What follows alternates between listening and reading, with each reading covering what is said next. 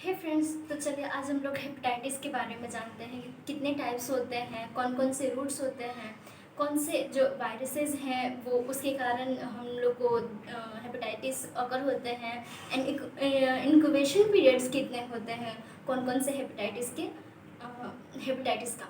तो हम लोग चलिए जानते हैं टाइप्स क्या है, कौन से वायरसेस की वजह से हो रहे हैं, इंक्यूबेशन पीरियड कितना है, मोड ऑफ ट्रांसमिशन क्या है।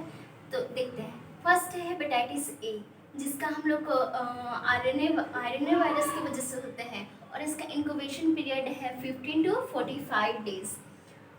ये जो मोड ऑफ ट्रांसमिशन है, इसका जो रूट है ये फिको ओरल रूट से ये अकर करते हैं। फिर है सेकेंड हेपेटाइटिस बी, जो डीएनए वायरस की वजह से होते हैं और इसका इंक्यूबेशन पीरियड है 28 डेज से 180 डेज। फिर इसके मोड ऑफ ट्रांसमिशन क्या है, ये सीरम के वजह से होते हैं, सलाइवा की वजह से होते हैं और सीमेन के वजह से होते हैं, यानी कि ये एसटीडी डिजीज़ है।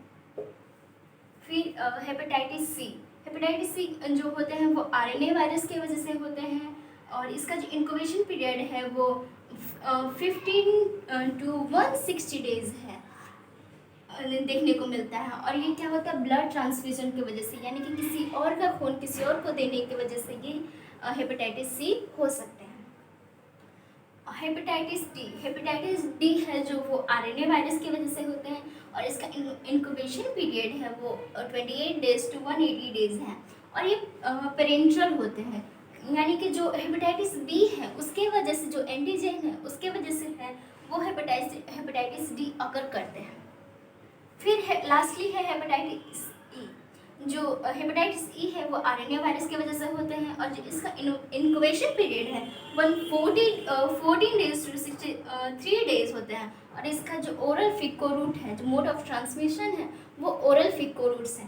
तो बताइएगा फ्रेंड्स, जो होल टाइप्स ऑफ हेपेटाइटिस है उसके बारे में ये इन्फॉर्मेशन कैसा लगा। अगर अच्छा लगा, इन्फॉर्मेटिव लगा तो लाइक कीजिएगा, कमेंट कीजिएगा एंड शेयर कीजिएगा। So thank you.